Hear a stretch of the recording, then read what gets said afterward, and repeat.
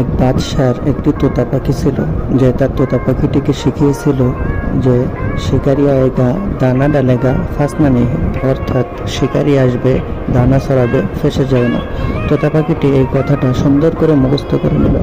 এরপর বাদশাহ অনেকগুলো শিকারীকে ডাকলো এবং তাদেরকে একটি চ্যালেঞ্জ করলো যে যে আমার এই পাখিটিকে শিকার করে দেখাতে পারবে তাকে আমি 10,000 স্বর্ণ মুদ্রা দেবো।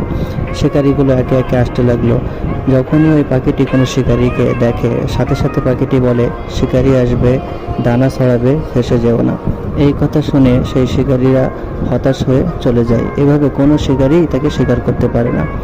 এই গল্প থেকে আমাদের জন্য শিক্ষণীয় হলো, আলেম ওলামা আমাদেরকে দিন সম্বন্ধে অনেক কথা বলে।